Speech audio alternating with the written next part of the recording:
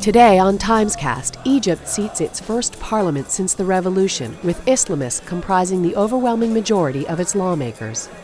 The Republican candidates arrive in Florida and prepare for tonight's televised debate. And China begins celebrations to welcome the Year of the Dragon. Hundreds of Egyptians, most of them from the Muslim Brotherhood, have turned out here this morning as early as 7 a.m. to celebrate the sitting of the first freely elected parliament since the ouster of President Hosni Mubarak. As the members of parliament started arriving this morning as early as 8 or 9 o'clock, the crowds were here throwing flowers at them, cheering for them, some weeping, celebrating the seating of the first democratically elected parliament in more than 60 years. The Muslim Brotherhood, the Islamist group, which is Egypt's most powerful political force and set to dominate the parliament, called its supporters out both to celebrate and to make sure that the scene was safe. I am happy because the past regime are in the prison now and the first parliament by the hands of the Egyptian people. A few blocks away, more liberal supporters have stitched together a long row of Egyptian flags. On each one is written a demand that they hope the new parliament will fulfill. We're not celebrating, we're just telling people in the parliament that we never forget the demands of our revolution, and we'll be supporting and we'll be also monitoring the performance in the parliament. Fresh off his South Carolina victory, thank you, good luck, and God bless you. Newt Gingrich prepares to face off against Republican rivals in Florida. It's Newt Gingrich's good fortune that the first big event in Florida is a debate. This has been his strong suit all along. It was its debate performances in South Carolina that really propelled him forward there.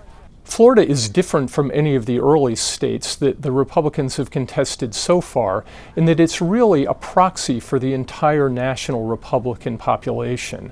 It's got everything from Tea Partiers to conservative Cubans. What you'll see in Florida is a real emphasis on the ability to raise money and to be able to advertise across a very big and expensive state. One of the big questions hovering over the race in Florida is whether Newt Gingrich will again get the backing of Sheldon Adelson, the wealthy casino owner who gave $5 million to help bankroll a super PAC working in his favor in South Carolina. The big question for tonight's debate is, can Mitt Romney really bring it to Gingrich?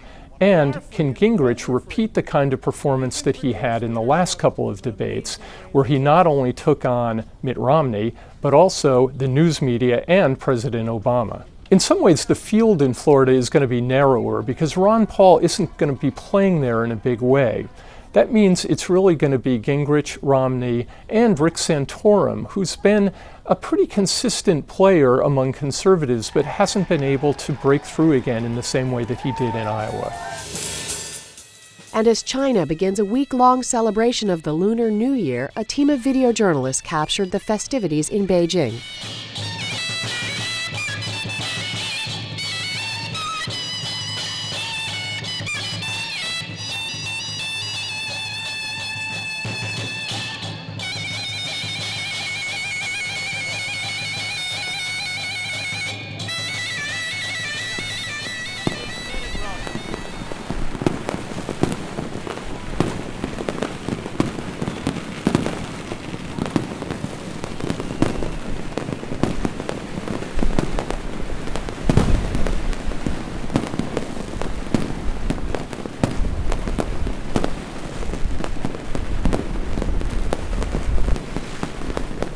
From TimesCast, 新年快乐!